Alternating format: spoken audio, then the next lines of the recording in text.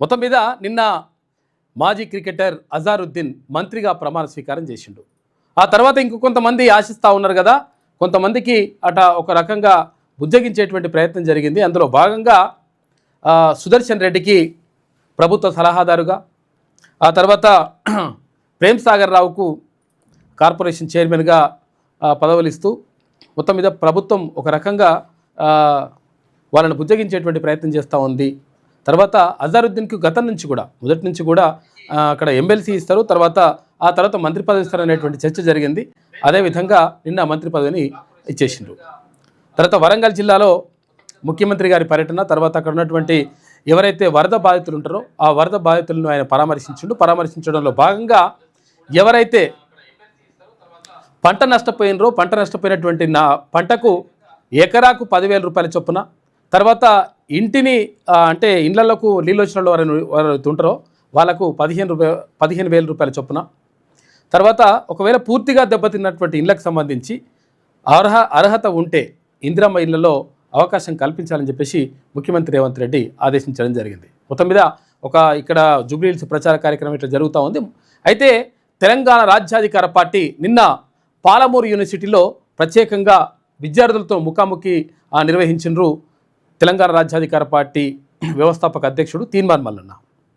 అంటే అక్కడ విద్యార్థులకు ఉన్నటువంటి సమస్యలు తెలుసుకోవడం కానీ, తర్వాత అసలు యాక్చువల్గా పార్టీని ఎట్లా బలోపేతం చేద్దాం, తర్వాత బీసీ ఉద్యమాన్ని, ఎందుకంటే యూనివర్సిటీలే పట్టుకొమ్మలు, ఏ ఉద్యమం జరగాలన్నా కానీ యూనివర్సిటీల నుంచే అక్కడ విద్యార్థుల నుంచే ఎక్కువగా ప్రజల్లో చైతన్యం తీసుకురావడం కానీ, ప్రజల్లో చర్చ జరగడం కానీ జరుగుతుంది. కాబట్టి అందులో భాగంగా నిన్న పాలమూరు యూనివర్సిటీ, మహబూబ్నగర్లో ఉన్నటువంటి పాలమూరు యూనివర్సిటీకి వెళ్ళి అక్కడ ఉన్నటువంటి విద్యార్థులతో ముఖాముఖి నిర్వహించడం, తర్వాత ఆటో తోలిండు తీన్మార్ మల్లన్న నిన్న అక్కడ మహబూబ్నగర్లో, తర్వాత అక్కడ ఉన్నటువంటి ప్రజలతో మాట్లాడిండు, తర్వాత జూరారా ప్రాజెక్టును సందర్శించిండు.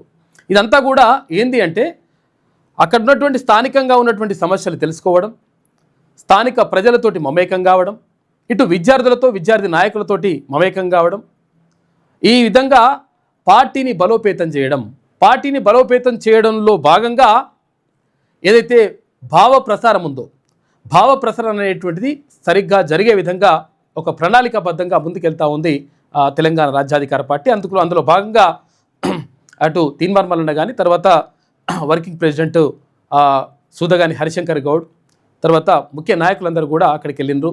ఇటు సంగం సూర్యారావు వాళ్ళందరూ కూడా వెళ్ళి అక్కడ విద్యార్థులతో మాట్లాడినరు, తర్వాత అక్కడ ఉన్నటువంటి ప్రజలతో మాట్లాడినరు, అక్కడ ఉన్నటువంటి ప్రాజెక్టులకు సంబంధించినటువంటి అంశాలన్నింటినీ కూడా పరిశీలించినరు.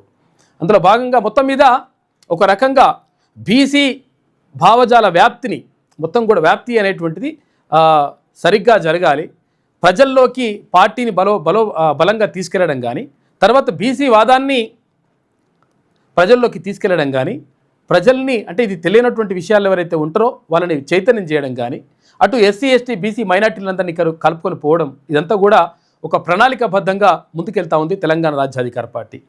తర్వాత నిన్న సిరిసిల్ల జిల్లా నుంచి కానీ, తర్వాత ఇంకా మరికొన్ని జిల్లాల నుంచి మొత్తం భారీగా వచ్చి టీఆర్పీలో చేరికలు అనేటువంటి జరుగుతూ ఉన్నాయి. మొత్తం కూడా వేలాది మంది రోజు వచ్చి చేరుతూ ఉన్నారు. అంటే మార్నింగ్ న్యూస్లో మేము కొంతమందిని చూపించగలుగుతున్నాం, తర్వాత వచ్చిన వాళ్ళని చూపించలేకపోతున్నాం. ఏదేమైనప్పటికీ ఇవైతే జరుగుతున్నాయి. ఇటు పార్టీ బలోపేతం, తర్వాత పార్టీని ప్రజల్లోకి ఎట్లా తీసుకెళ్ళాలి, ఆల్రెడీ ఏంటంటే ఊరు వాడ మొత్తం కూడా చర్చ జరుగుతూ ఉంది. అంటే తెలంగాణ రాజ్యాధికార పార్టీ అనేటువంటి ఒక పార్టీ వచ్చింది.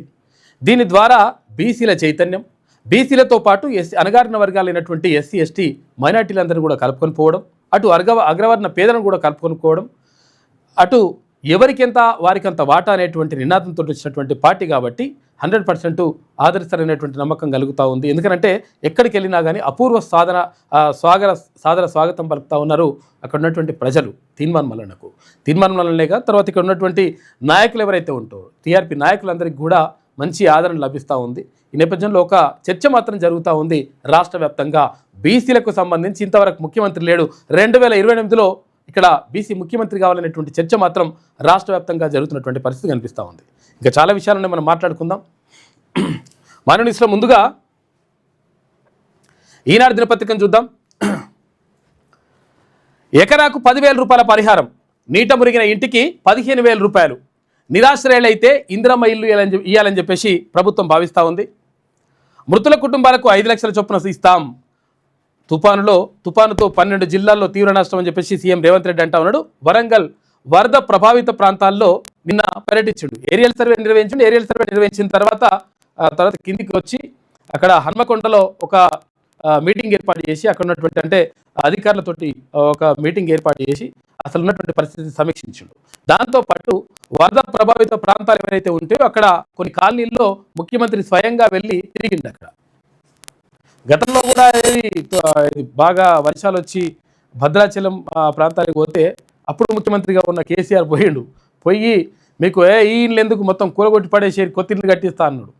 అది 10,000 కోట్లు 1,000 కోట్ల రూపాయలు అన్నాడు. అటు ఇటు పెట్టిండు, కథం అవతల పడ్డాడు. కానీ ఇప్పుడున్నటువంటి ముఖ్యమంత్రి మాత్రం ఈ విషయంలో మాత్రం ముందుకు ఒక పద్ధతి ప్రకారం వెళ్తున్నట్టుగా కనిపిస్తూ ఉంది. 7 జిల్లాల కలెక్టర్లు అధికారులతో హన్మకొండలో సమీక్ష కూడా నిర్వహించిండు. వరంగల్ వరద ప్రభావిత ప్రాంతాల్లో నిన్న పర్యటించిండు. మోంతా తుపాను ప్రభావంతో రాష్ట్రంలోని 12 జిల్లాల్లో తీవ్ర నష్టం వాటిల్లిందని ముఖ్యమంత్రి రేవంత్ రెడ్డి తెలిపారు. పంటలు నష్టపోయిన రైతులకు ఎకరాకు 10,000, మృతుల కుటుంబాలకు 5 లక్షల చొప్పున పరిహారం అందించేందుకు ప్రభుత్వం సిద్ధంగా ఉందని ప్రకటించారు. నీట మునిగిన ఇంటికి 15,000 రూపాయలు, నిర్వాసితులైతే ఇందిరమ్మ ఇల్లు మంజూరు చేసే విషయాన్ని పరిశీలించాలని అధికారులను సీఎం రేవంత్ రెడ్డి ఆదేశించారు. శుక్రవారం ఆయన వరంగల్, హనుమకొండ నగరాల్లో వరద ప్రభావిత ప్రాంతాల్లో మంత్రులు పొంగులేటి శ్రీనివాసరెడ్డి, కొండా సురేఖ, పొన్నం ప్రభాకర్ గౌడ్, ఇటు ఎమ్మెల్యే నాయన్ రాజేందర్ రెడ్డిలతో కలిసి పర్యటించారు. హన్మకొండలోని సమ్మయ్య నగర్, కాపువాడ, అటు వరంగల్ పోతన నగర్లోని ముంపు ప్రాంతాల్లో కాలినడకన తిరిగి బాధితులను పరామర్శించారు. ప్రభుత్వం అన్ని విధాలా ఆదుకుంటుందని భరోసా ఇచ్చిండు ముఖ్యమంత్రి. అధికారుల అలసత్వాన్ని ఉపేక్షించాం. హనుమకొండ కలెక్టరేట్లో 7 జిల్లాల అధికారులతో సీఎం రేవంత్ రెడ్డి సమీక్ష నిర్వహించారు. వర్షాలు, వరదల నష్టాలపై తక్షణమే నివేదికలు సిద్ధం చేయాలన్నారు. గొర్రె చనిపోతే 5,000 రూపాయలు, బర్రె చనిపోతే తర్వాత లేదంటే ఆవు చనిపోతే 50,000 రూపాయలు పరిహారం ఇచ్చేలా ప్రతిపాదించాలన్నారు. ఇసుక మేటలు వేసిన చోట నష్టం అంచనా వేయాలని ఆదేశించారు. విపత్తు సందర్భంలో కేంద్రం నుంచి నిధులు రాబట్టుకోవాలంటే నిర్దిష్టమైన విధానంలో నివేదికలు సిద్ధం చేసి సకాలంలో పంపాలన్నారు. ఈ విషయంలో అధికారులు అలసత్వాన్ని ప్రదర్శిస్తే ఉపేక్షించబోమని చెప్పేసి ముఖ్యమంత్రి రేవంత్ రెడ్డి హెచ్చరించిండు. మొత్తం మీద అధికారులు మొత్తం కూడా దీని మీద చూడండి. ఎందుకంటే పబ్లిక్ ఇబ్బంది పడతా ఉంటే మనం సపరేట్గా కూర్చుంటే ఆగమవుతుంది లెక్క. కాబట్టి దీనిపైన ప్రత్యేక దృష్టి పెట్టండి అని చెప్పేసి ముఖ్యమంత్రి నిన్న చెప్పిండు. హనుమకొండ పట్టణం సమ్మయ్య నగర్లో బాధిత కుటుంబాన్ని పరామర్శించి ఇంటిని పరిశీలిస్తున్న సీఎం రేవంత్ రెడ్డి. చిత్రంలో పొంగులేటి శ్రీనివాసరెడ్డి అందరూ కూడా కనిపిస్తూ ఉన్నారు. ఇక్కడ మొత్తం కూడా ఇళ్ళని మొత్తం ఆగమైంది పరిస్థితి. ఈ సమ్మయ్య నగర్ కానీ, తర్వాత పోతన నగర్ కానీ, ఇటు కాపువాడ, మొత్తం అక్కడంతా కూడా భారీగా దెబ్బతింది. పరిస్థితి అంతా కూడా దారుణంగా ఉంది. దానికి సంబంధించి నిన్న డైరెక్ట్గా వెళ్ళి కాలినడకన వెళ్ళి అక్కడ పరిశీలించాడు ముఖ్యమంత్రి. ఆడబిడ్డలకు ఉచిత బస్సు వద్దంటారా? పీజేఆర్ మరణిస్తే ఉప ఎన్నికలో కేసీఆర్ పోటీ అభ్యర్థిని నిలిపారు. భాజపా కేంద్ర మంత్రులు నయా పైసా ఇచ్చారా? ఇక ఉప ఎన్నిక ప్రచార సభలో ముఖ్యమంత్రి రేవంత్ రెడ్డి నిన్న మాట్లాడాడు. జూబ్లీహిల్స్ ప్రచారంలో కూడా నిన్న పాల్గొన్నాడు ముఖ్యమంత్రి. అయితే ఏమైంది? ఆడబిడ్డలకు ఉచిత బస్సు వద్దంటారా అని చెప్పేసి, అంటే ఒకవేళ ఇక్కడ బీఆర్ఎస్ పార్టీ వస్తే ఆడబిడ్డలకు ఉచిత బస్సు వద్దంటా ఉంది. అయితే ఇక్కడ ఆటో వాళ్ళకి అన్యాయం జరుగుతూ ఉందని చెప్తా ఉన్నారు. కానీ ఆటో వాళ్ళను కూడా ఆదుకుంటామనేటువంటి మాట కూడా చెప్పిండు ముఖ్యమంత్రి రేవంత్ రెడ్డి. అయితే నిజంగా ఏంటంటే ఇప్పుడు పి జనార్దన్ రెడ్డి చనిపోయిన తర్వాత అప్పుడు బీఆర్ఎస్ పార్టీ నుంచి అభ్యర్థిని నిలబెట్టినరు. అంటే నిజంగా ఒకవేళ ఇప్పుడు సానుభూతి అనేటువంటి పేరు చెప్తా ఉన్నారు కదా బీఆర్ఎస్ పార్టీ, మరి సానుభూతి అనేటువంటి పేరు చెప్పినప్పుడు అప్పుడు పీజేఆర్ చనిపోయినప్పుడు కూడా దానికి అంటే ఒక అభ్యర్థిని పెట్టకుండా ఉండాల్సింది. మరి అప్పుడు అభ్యర్థిని పెట్టినటువంటి వాళ్ళు ఇప్పుడు సానుభూతి గురించి తర్వాత ఈ విషయం మీద మాట్లాడతారని చెప్పేసి నా ముఖ్యమంత్రి మాట్లాడాడు. జూబ్లీహిల్స్ పరిధి ఎల్లారెడ్డిగూడ జిల్లాలో జరిగినటువంటి ప్రచార సభలో మాట్లాడుతున్న సీఎం రేవంత్ రెడ్డి చిత్రంలో శ్రీధర్ బాబు, నవీన్ యాదవ్, అజారుద్దీన్, మహేష్ కుమార్ గౌడ్ తదితరులందరూ కూడా నిన్న కార్యక్రమంలో పాల్గొన్నారు. బరాసకు ఓటు అడిగే హక్కు లేదు. 3 సార్లు ఎమ్మెల్యేగా గెలిచిన మాగంటి గోపీనాథ్ సమస్యలను పట్టించుకోలేదు. 2 సార్లు మున్సిపల్ మంత్రిగా పనిచేసిన కేటీఆర్ డ్రైనేజీ ఇబ్బందులు పరిష్కరించలేదు. కేంద్ర మంత్రి కిషన్ రెడ్డి బరాసా నాయకులతో కుమ్మక్కై నగరాభివృద్ధికి మోకాలు అడ్డుతున్నారని చెప్పేసి జూబ్లీహిల్స్ ప్రచార సభలో నిన్న సీఎం మాట్లాడిండు.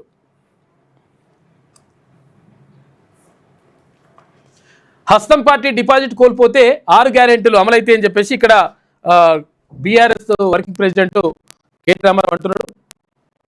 భరాసా భయంతోనే అజారుద్దీన్కు మంత్రి పదవి. జూబ్లీహిల్స్ లో ప్రజలు ఇచ్చే తీర్పుతో కాంగ్రెస్ కు బుద్ధి రావాలి. షేక్పేట రోడ్ షోలో కేటీఆర్ అంటా ఉన్నాడు. మొత్తం మీద ఏంటంటే విషయం ఏంటంటే ఇక్కడ గతంలో ఏమన్నారు, ఒక్క మైనారిటీకి కూడా మంత్రి పదవి ఇయ్యరా, ఎమ్మెల్యే ఇయ్యరా, ఎమ్మెల్సీ ఇయ్యరా, అది ఇయ్యరా ఇది అని చెప్పేసి మాట్లాడిన తర్వాత ఇప్పుడు అజారుద్దీన్కి మంత్రి పదవి ఇస్తే ఇప్పుడు ఏమంటున్నారు అంటే మేమంటేనే ఇచ్చారు, ఏది మంత్రి పదవి ఇస్తా ఉన్నారు, భరాసా భయంతో ఇచ్చిరట అట్లా చెప్తున్నారు అనమాట. షేక్పేట రోడ్ షోలో కేటీఆర్ మాట్లాడాడు.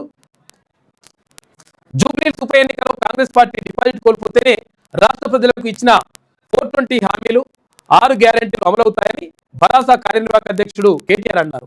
ఓటమి భయంతోనే కాంగ్రెస్ పార్టీ ఆపద మొక్కలకు పోతుందని, అన్ని రోజులు గుర్తుకు రాని మైనార్టీలు, ప్రభుత్వ ఉద్యోగులు, సినీ కార్మికులు తదితరులకు ఏదో చేస్తామని మరోసారి మోసం చేస్తుందని చెప్పేసి అంటున్నట.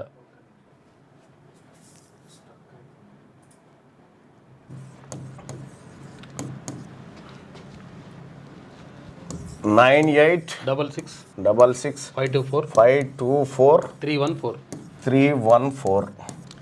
ఈ నెంబర్కు వాట్సాప్లో మిస్డ్ కాల్ ఇవ్వండి. మామూలు కాల్లో కాకుండా వాట్సాప్లో ఇవ్వండి. మిస్ కాల్ ఇవ్వండి. లింక్ వస్తుంది మీకు. ఆ లింక్ వచ్చిన తర్వాత ఆ లింక్ ఓపెన్ చేసి వాట్సాప్లో మిస్ కాల్ ఇవ్వండి. ఈ నెంబర్కి మీరు మీరు మీరు మీరు మిస్ కాల్ ఇవ్వగానే మీకు ఒక లింక్ వస్తుంది. ఆ లింక్ పైన క్లిక్ చేసి అది కొంచెం టెక్నికల్ ప్రాబ్లం వచ్చినట్టుంది, అందుకని కొంచెం స్ట్రక్ అవుతుందని చెప్పేసి మళ్ళీ చేసిండ్రు. అయితే జూబ్లీహిల్స్లో నిన్న షేక్పేట రోడ్ షోలో ప్రసంగిస్తున్న భరాసా కార్యనిర్వాహక అధ్యక్షుడు కేటీఆర్, చిత్రంలో అభ్యర్థి మాగంటి సునీత తదితరులందరూ కూడా ఉన్నారు.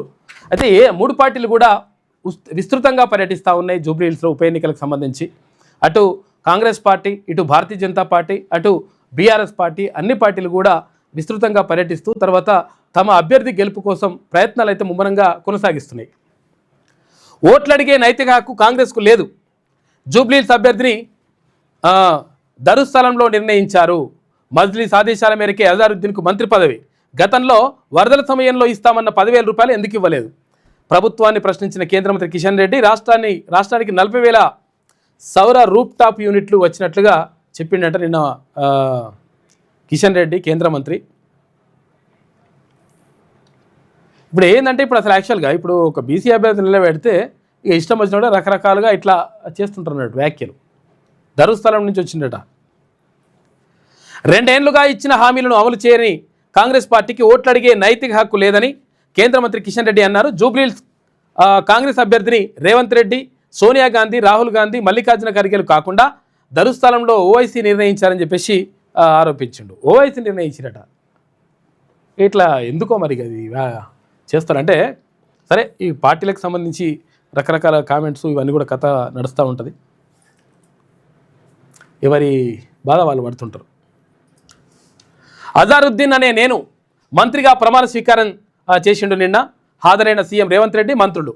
భారత క్రికెట్ మాజీ కెప్టెన్ మహమ్మద్ అజారుద్దీన్ తెలంగాణ రాష్ట్ర మంత్రిగా శుక్రవారం ప్రమాణ స్వీకారం చేశారు. రాజ్భవన్లోని దర్బార్ హాల్లో జరిగిన కార్యక్రమంలో గవర్నర్ జిష్ణుదేవ్ వర్మ అజారుద్దీన్తో ప్రమాణం చేయించారు. అనంతరం అజారుద్దీన్ను గవర్నర్, ముఖ్యమంత్రి రేవంత్ రెడ్డి పుష్పగుచ్చాలతో అభినందించారు. ఇక క్రికెట్ కెప్టెన్ నుంచి మంత్రి వరకు ఆయన ప్రస్థానం కొనసాగింది. 1963 ఫిబ్రవరి 8న హైదరాబాద్లో జన్మించిన అజారుద్దీన్ అబిడ్స్లోని ఆల్ సెయింట్స్ హై స్కూల్లో పాఠశాల విద్య, నిజాం కళాశాలలో డిగ్రీ అభ్యసించారు. 1984లో అంతర్జాతీయ క్రికెట్లోకి అడుగుపెట్టి తొలి 3 టెస్టుల్లోనే వరుస సెంచరీలు సాధించి సంచలనం సృష్టించారు. ఇది 3వ పేజీలో ఉందట.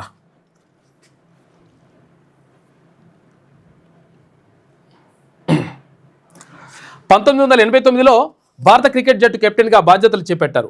16 ఏళ్ల కెరియర్లో 99 టెస్టులు, 334 వన్డేలు ఆడారు. క్రికెట్ నుంచి రిటైర్ అయిన తర్వాత రాజకీయ రంగ ప్రవేశం చేశారు.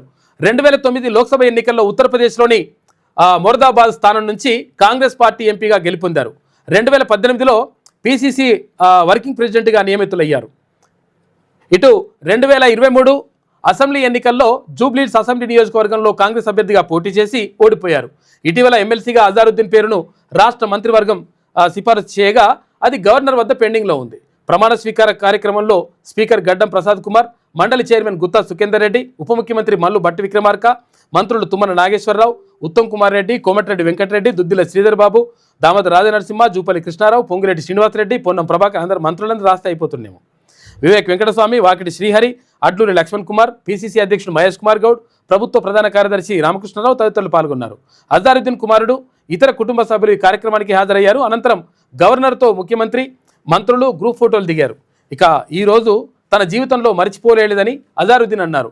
ఇక రాజ్భవన్ బయట మీడియాతో ఆయన మాట్లాడుతూ జూబ్లీహిల్స్ ఉప ఎన్నికకు తన మంత్రి పదవికి ఎలాంటి సంబంధం లేదని చెప్పేసి నిన్న చెప్పేసిండు. ఇగో దానికి సంబంధించినటువంటి ఇది చూసుకోవచ్చు. అజారుద్దీన్ ప్రమాణ స్వీకార కార్యక్రమానికి హాజరైన పొంగులేటి వీళ్ళందరూ కూడా మంత్రులు అందరూ కూడా ఉన్నటువంటి కార్యక్రమాన్ని మనం చూసుకోవచ్చు ఫోటోని. అజారుద్దీన్కి సంబంధించి ఇంకా అట్లుంటే ఇంకిద్దరికి అంటే కొంతమంది అంటే మంత్రి పదవిని ఆశించిండ్రు. ఎవరు? ఇటు సుదర్శన్ రెడ్డి కానీ అటు ప్రేమ్ సాగర్ రావు కానీ. కాకపోతే ఏంటంటే ప్రేమ్ సాగర్ రావుకి ఒక కార్పొరేషన్ చైర్మన్గా, తర్వాత ఇక్కడ సుదర్శన్ రెడ్డికి ప్రభుత్వ సలహాదారుగా మంత్రి హోదాలో ఇస్తూ ప్రభుత్వం నిర్ణయం తీసుకున్నది. ప్రభుత్వ సలహాదారుగా సుదర్శన్ రెడ్డి, పౌర సరఫరాల సంస్థ చైర్మన్గా ప్రేమ్ సాగర్ రావు, క్యాబినెట్ హోదాతో ఇద్దరికి పదవులు ఇచ్చేసిండ్రు. ఎందుకంటే వీళ్ళు మంత్రి పదవులు ఆశించిండ్రు. అసలు యాక్చువల్గా వాళ్ళకు మొత్తం మీద బుజ్జగించేటువంటి ప్రయత్నం జరిగింది. కాశ్మీర్ అంశంలో నెహ్రూ తప్పు చేశారు. సర్దార్ పటేల్ అభిప్రాయానికి విలువ ఇవ్వలేదు. అందుకే కొంత భాగం పాక్ ఆక్రమణలోకి వెళ్ళింది. వల్లభాయ్ పటేల్ 150వ జయంతి వేడుకల్లో నిన్న ప్రధాని మోడీ ప్రసంగించిండు. అంటే మొత్తం మీద కాశ్మీర్ అంశంలో నెహ్రూ అంటే యాక్చువల్గా ఈ దేశ విభజనకు సంబంధించి కానీ తర్వాత అప్పుడు నెహ్రూ తీసుకున్నటువంటి నిర్ణయం ఇట్లా అయ్యింది. దీనివల్ల అంటే వల్లభాయ్ పటేల్ చెప్పిండు ఎట్టి పరిస్థితుల్లో పోనీయద్దు అంటే నెహ్రూ పోనీలే అని చెప్పేసి వదిలేసినాడు. దానివల్లనే ఇప్పుడు కాశ్మీర్ సమస్య వస్తుందనేటువంటి మాటను నిన్న ప్రధానమంత్రి నరేంద్ర మోడీ మాట్లాడాడు. నిన్న వరద నేడు బురద. ఖమ్మం, వరంగల్లలో ముంపు కాలనీల జనం ఇక్కట్లు పడుతున్నారు. నిన్నటిదాకా మొత్తం వరద నీళ్ళు వచ్చేసి నిండిపోయినాయి. ఇప్పుడేమో ఆ వరద వెళ్ళిపోయిన తర్వాత బురద మిగిలిపోయింది. పొలాల్లో మేటలు తడిసిన ధాన్యంతో అన్నదాతల అవస్థలు. కరీంనగర్ జిల్లా సైదాపూర్ మండలం సోమారంలో తుడిచిపెట్టుకుపోయిన వరి పొలంలో మేట వేసినటువంటి రాళ్ళు రప్పలు. పాపం మొత్తం పొలం ఉండేది అంతా కూడా పంట పొలం ఉండే, రాళ్ళు రప్పలు వచ్చి చేరినాయి. ఏంది వరదలు వచ్చేసి మొత్తం అంతా నిండిపోయింది. అయితే నష్టం ఎంత? పరిహారం ప్రతిపాదనలపై వ్యవసాయ శాఖ కసరత్తు చేస్తూ ఉంది. మోంతా తుఫాను ప్రభావంతో కురిసిన భారీ వర్షాలు, వరదలతో నష్టపోయిన రైతులకు ఎకరాకు 10,000 రూపాయల పరిహారం ఇస్తామని సీఎం రేవంత్ రెడ్డి ప్రకటించిన నేపథ్యంలో రాష్ట్ర వ్యవసాయ శాఖ ఇందుకు అనుగుణంగా ప్రతిపాదనలు సిద్ధం చేస్తోంది. మొత్తం పంట నష్టం, కేంద్ర సాయం, రాష్ట్రం వాటా, ఇతరత్ర అంశాలపై నివేదికలను తయారు చేస్తోంది. సాధారణంగా ఎకరం పంట నష్టపోతే జాతీయ విపత్తు నిర్వహణ నిధి కింద కేంద్ర ప్రభుత్వం 6,000 రూపాయలు ఇస్తోంది. రాష్ట్రం 10,000 రూపాయలు ఇస్తామని ప్రకటించిన నేపథ్యంలో నష్టపరిహారంలో కేంద్రం, రాష్ట్ర నిధుల వాటా గణాంకాలపై వ్యవసాయ శాఖ కసరత్తు చేస్తోంది.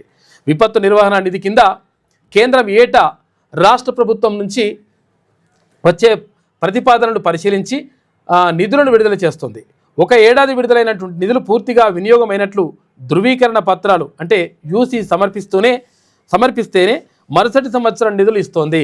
గత ఆగస్టులో సంభవించినటువంటి వరద నష్టాలపై సెప్టెంబర్ మొదటి వారంలో ఉప ముఖ్యమంత్రి భట్టి విక్రమార్క, వ్యవసాయ శాఖ మంత్రి తుమ్మల నాగేశ్వరరావులు ఢిల్లీకి వెళ్లి కేంద్ర మంత్రులు నిర్మలా సీతారామన్, అమిత్ షాలను కలిసి 5,018 కోట్ల రూపాయలను సాయం కోసం అడిగిరట. ఆ సాయం అందకముందే తాజా మోంతా తుఫాన్తో భారీ నష్టం సంభవించింది. దీనికి అనుగుణంగా రాష్ట్ర ప్రభుత్వం మళ్ళీ కేంద్రానికి వివరాలు సమర్పించేటువంటి ప్రయత్నం చేస్తూ ఉందంట. అంటే కేంద్రము 6,000 రూపాయలు, తర్వాత రాష్ట్రం నుంచి మరి 4,000 రూపాయలు మీద అంతే. 10,000 రూపాయలు అంటే అంతే కదా. లేకపోతే మరి కేంద్రాన్ని రాష్ట్రాన్ని కలిపిస్తే 16,000 అవుతాయి. మరి అట్లా ఇస్తట్లేరు కానీ కేంద్రాన్ని కలిపి ఇస్తారు. డబ్బులు రద్దవుతున్నాయి, తిరిగి రాని లావాదేవీల రద్దు సొమ్మంట. ధరణి నుంచి భూభారతి వరకు ఇదే పరిస్థితి. సర్కారు ఖజానాలో దాదాపు 150 కోట్లు ఉన్నాయంటారు. 150 కోట్లు కాదు, 1,000 కోట్ల రూపాయలు ఉన్నాయి. ఇప్పుడు ఏదైనా అప్లై చేసుకుంటే అది ఏమవుతుంది, దాన్ని రిజెక్ట్ కొడతారు. రిజెక్ట్ కొట్టడమో, పెండింగ్ పెట్టడమో, తర్వాత ఇట్లా వేస్తే మొత్తం ఆ పైసలన్నీ అట్టే పోతున్నాయి. అట్టే పోయిన తర్వాత మళ్ళీ అప్లై చేస్తే మళ్ళీ పైసలు కావాలి. ఏది? ఈ భూ రిజిస్ట్రేషన్లకు సంబంధించి కానీ రకరకాలుగా దీంతో ఈ ధరణి దరిద్రంతో కొన్ని వేల కోట్ల రూపాయలు అటే పోయినాయి. ఎవరి రైతుల పైసలు, తర్వాత అక్కడ ఉన్నటువంటి ప్రజల పైసలు రిజిస్ట్రేషన్లకు సంబంధించి. అయితే తర్వాత ఇప్పుడు ధరణి పోయిన తర్వాత మరి ఇప్పుడే భూభారతి అన్న పైసలు వెనుకకు వస్తాయా అట్లా అంటే మరి వెనుకకు వచ్చే పరిస్థితి ఇప్పుడు కూడా కనిపిస్తలేదట. ఇప్పుడు కూడా ఆగమాగం జగన్నాథమే ఉన్నది పరిస్థితి. ధరణి నుంచి భూభారతి వరకు ఇదే పరిస్థితి. సర్కార్ ఖజానాలో దాదాపు 150 కోట్లు ఉన్నాయట. వికారాబాద్ జిల్లాకు చెందిన ఓ రైతు భూమి కొనుగోలుకు మీ సేవ ద్వారా 66,000 రూపాయలు చలనా రూపంలో చెల్లించారు. అనుకోని కారణాలతో కొనుగోలు వద్దనుకొని లావాదేవీలు స్లాట్ను రద్దు చేసుకున్నాడు. అయితే నెలలు గడుస్తున్న ఆ సొమ్ము వెనక్కి రావడం లేదు. ఇది ఒక్క రైతు సమస్యే కాదు. 2020లో ధరణి పోర్టల్ ప్రారంభం నుంచి నేటి భూభారతి వరకు చేసుకున్నటువంటి లావాదేవీల సొమ్ము వెనక్కి రావడం లేదు. లావాదేవీ రద్దు చేసుకున్నాం, మా డబ్బులు మాకు ఇవ్వండి సార్ అంటూ తహసీల్దార్ కార్యాలయం నుంచి కలెక్టర్ దాకా తిరుగుతున్నా దీనిపై ఎవరికీ అవగాహన లేదని చెప్తున్నారట. పైసలు అటే వ్యక్తిని మరి ఓడి తీసుకుంటున్నట్టు ఆ పైసలు మాకు అవగాహన లేదు. తీసుకుంటప్పుడు అవగాహన ఉంటుందా? మరి పోర్టల్లో పైసలు వేసుకుంటప్పుడు అవగాహన ఉంటుంది, ఓకే ఉంటుంది. పైసలు మళ్ళీ తిరిగిస్తప్పుడు ఉండదు అవగాహన. మరి దీని మీద అవగాహన లేకుండా ఎట్లా ఎందుకు తయారు చేస్తారు ఇటువంటి లంగా దానిమంటారు ఈ ప్రతిపాదనలు కానీ ఈ చట్టాలు కానీ ఎందుకు రూపొందిస్తారు? అవగాహన లేదు. ఇప్పుడు ఎవరిని అడగాలో తెలియదు. ఇప్పుడు ఇది ఇక్కడ అక్కడ తహసీల్దార్ని అడగన్నా, లేకపోతే అక్కడ అడిషనల్ కలెక్టర్ని అడగన్నా, కలెక్టర్ని అడగన్నా, ఆర్డీఓని అడగన్నా, ఎవరిని అడగాలో తెలియదు. పైసలు ఓడియాలనేది కూడా తెలియదు. మళ్ళీ ఇప్పుడు మాకు అవగాహన లేదు. మరి ఎందుకు మరిగా అవగాహన లేకుంటే అక్కడ కూర్చొని ఇట్లా చాలామంది మొత్తం వేల కోట్ల రూపాయలు అటే వీక్ని ఎవరి పట్టించుకోవడం లేదు, ఎవరు పట్టించుకోవట్లేరట. రిజిస్ట్రేషన్, మ్యుటేషన్, గిఫ్ట్ డేట్, వారసత్వ బదిలీ, జీపీఏ, భాగ పంపిణీ తదితర సేవలను పొందుతున్న తరుణంలో వాటికి సంబంధించిన స్లాట్ రద్దు చేసుకునే రైతులు చెల్లించిన ఛార్జీ వెనక్కి ఇవ్వాల్సి ఉంటుంది. అయితే స్టాంపులు, రిజిస్ట్రేషన్ల శాఖలు అలా వెనక్కి ఇస్తున్నారు. ధరణి నుంచి భూభారతి వరకు మాత్రం రద్దు డబ్బు వెనక్కి ఇవ్వడం లేదు. ఈ తరహా చెల్లింపులకు ప్రత్యేక విధానం లేదని, తమకు రాష్ట్ర స్థాయి నుంచి మార్గదర్శకాలు ఇవి లేవని, లేకపోతే మార్గదర్శకాలు రూపొందించుకోవాలరా నాయన. పీకనేక ఎందుకున్నట్టు మరి మంత్రులు అనమాట అక్కడ ఉన్నటువంటి అధికారులు ఎందుకున్నట్టు దీనికి గడి వ్యక్తురా? 2020 నవంబర్ నుంచి ఇప్పటి వరకు 150 కోట్ల రూపాయల డబ్బులు పోగుపడ్డాయి. 2023లో ఓ దఫా సొమ్ము ప్రభుత్వం వెనక్కిచ్చింది. ఆ తర్వాత కలెక్టర్ల పేరుతో పోర్టల్కు సంబంధించిన ప్రత్యేక ఖాతా పద్దు లేక చెల్లింపు సాధ్యం కావడం లేదని గుర్తించినట. దీనికి సంబంధించిన మార్గదర్శకాల కోసం రెవెన్యూ శాఖ దస్త్రాలు సిద్ధం చేసినా తదుపరి కార్యాచరణ ముందుకు వెళ్ళడం లేదు. 2014 నుంచి 16 మధ్యకాలంలో ఆక్రమిత ప్రభుత్వ స్థలాల క్రమబద్ధీకరణ జీవో నెంబర్ అంటే ప్రభుత్వ భూమిని ఆక్రమించుకొని మన ఇల్లు కట్టుకుంటే దానికి రెగ్యులరైజేషన్ చేశారు. జీవో నెంబర్ 59 తీసుకొచ్చి దరఖాస్తు చేసుకొని చలానా రూపంలో సొమ్ము చెల్లించారు. వారిలో చివరి దశలో దరఖాస్తు తిరస్కరణకు గురైనటువంటి 3140 మందికి 63 కోట్ల రూపాయల వరకు వెనక్కి ఇవ్వాల్సి ఉంది. కాకపోతే రూపాయి ఇవ్వలేదు. ఇంకో ఇట్లా మొత్తం ఆగిపోతున్నాయంట. దీనిపైన చూడండి లెక్క. ఇప్పుడు తీసుకునేటప్పుడు ఉంటుంది కానీ మరి ఇచ్చినప్పుడు ఉండదా లెక్క. ఇక ఇంటర్ పరీక్షల షెడ్యూల్ విడుదలైంది. ఇవాల్టి నుంచి ఫీజు చెల్లింపులు ప్రారంభమవుతున్నాయట. ఎవరైనా ఫీజు కట్టాలనుకుంటే ఇంటర్ పరీక్షల ఫీజులు ఇవాళ నుంచి స్టార్ట్ అవుతాయి. ఆంగ్లం ప్రాక్టికల్స్కు 100 రూపాయలు అదనం ఫీజు వసూలు చేస్తున్నారట. ఆంగ్లానికి కూడా ప్రాక్టికల్స్ పెడుతున్నారు ఇంగ్లీష్కి. ఇంటర్మీడియట్ వార్షిక పరీక్షలు ఫిబ్రవరి 25వ తేదీ నుంచి మొదలు కానున్నాయి. 25న ప్రథమ సంవత్సరం, 26న ద్వితీయ సంవత్సరం పరీక్షలు నిర్వహించడం. అంటే ఫస్ట్ ఇయర్ ఏమో 25 తారీఖు అంట, సెకండ్ ఇయర్ ఏమో 26 తారీఖు. సబ్జెక్టుల వారీగా పరీక్షలు కాలపట్టికలను ఇంటర్ బోర్డు శుక్రవారం విడుదల చేసింది. ఉదయం 9 గంటల నుంచి మధ్యాహ్నం 12 గంటల వరకు రాత పరీక్షలు నిర్వహిస్తారు. ప్రయోగ పరీక్షలు అంటే ఏంటిది ప్రాక్టికల్స్ ఫిబ్రవరి 2వ తేదీ నుంచి 21వ తేదీ వరకు ప్రతిరోజు 2 షిఫ్టుల్లో జరుగుతాయి. ఉదయం 9 నుంచి 12 వరకు, మధ్యాహ్నం 2 గంటల నుంచి 5 గంటల దాకా ప్రాక్టికల్స్ నిర్వహిస్తారు. ఆంగ్లంలో ప్రాక్టికల్స్కు 20 మార్కులు ఉంటాయట. ఇది ఫస్ట్ ఇయర్ విద్యార్థులకు జనవరి 21న ఇది నిర్వహిస్తామని చెప్పి చెప్తున్నారు. ఏదో కానీ ఇంగ్లీష్కి కూడా ప్రాక్టికల్స్ ఉంటాయట. ఇక పెన్షనర్లపై సైబర్ వల చూసుకో. ఈ పెన్షనర్ల మీద కూడా వదులుతారట ఈ దొంగ కొడుకులు. వీళ్ళు ఏం చేసినా పాపం లేదు వీళ్ళకు. ఉట్టిగానే గాలికి పైసలు ఖతం చేసి పడేస్తారు. పాపం ఏంటంటే పెద్ద మనుషులు వాళ్ళు పెన్షనర్లు ఏమవుతుంది, ఉద్యోగం చేసి 60 ఏళ్ళు అయిన తర్వాత రిటైర్ అయిపోయి ఇక రామకృష్ణ అని చెప్పేసి కాలక్షేపం చేసుకునే టైంలో ఫోన్ చేసి ఇక మీ పింఛను ఒకవేళ ఆగిపోతుందంట, మళ్ళీ ఈ కేవైసీ పంపించండి, ఇది పంపించండి, అది పంపించండి అని చెప్పేసి ఆ పిన్ పంపిమని ఫోన్ చేస్తారు. ఫోన్ చేసే పెద్ద మనుషులు తెలియక పాపం కావచ్చు, లేకపోతే వచ్చే నెల నుంచి పింఛన్ ఇట్లా ఆగిపోతుందేమో అట్లా అని చెప్పేసి వాళ్ళు ఆ పిన్ నెంబరు ఆ తర్వాత ఏంది ఓటీపీ బీటీపీ అని చెప్పి పాడవుతారు.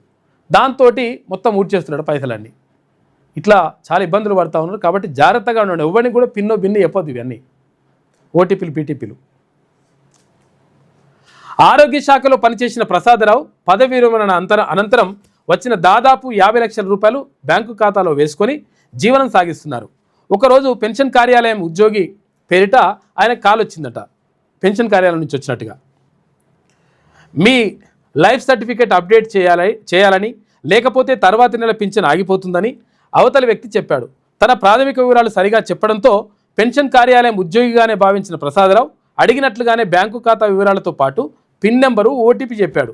తర్వాత కొద్ది రోజులకు అవసరం నిమిత్తం ఇక్కడ డబ్బులు విత్డ్రా చేసుకునేందుకు బ్యాంకుకు వెళ్ళగా ఖాతాల్లో చిల్లి గొవ్వ కూడా లేదని తెలియడంతో కంగు తిన్నాడు పాపం ఆ పెద్ద మనిషి. అక్కడ నుంచి చేస్తున్నట్టుగా పెన్షన్ ఆఫీస్ నుంచి చేస్తున్నట్టుగా చేస్తారట, ఇటువంటివి చేస్తారట లంగా కొడుకులు. కాబట్టి జాగ్రత్తగా ఉండండి. రోజుకో కొత్త మోసానికి తెరదీస్తున్న సైబర్ నేరగాళ్లు ప్రస్తుతం దేశవ్యాప్తంగా విశ్రాంత ఉద్యోగులను, అంటే రిటైర్ అయినటువంటి ఉద్యోగులు పెన్షన్ పేరుతోటి లక్ష్యంగా చేసుకొని చేస్తురట. కాబట్టి విశ్రాంత ఉద్యోగులు ఎవరైతే రిటైర్ అయిన ఉంటారో వారు జాగ్రత్తగా ఉండండి. ఇది ఈనాడులో ఉన్నటువంటి ప్రధాన కథనాలు. అయితే ఒకసారి వెలుగు దినపత్రిక చూద్దాం. హీటెక్కిన జూబ్లీహిల్స్ ప్రచారం, మొత్తం కూడా అన్ని పార్టీలు కూడా ఫుల్ ప్రచారంలో ఉన్నాయి. జూబ్లీహిల్స్ ఉప ఎన్నిక ప్రచారం హీటెక్కింది.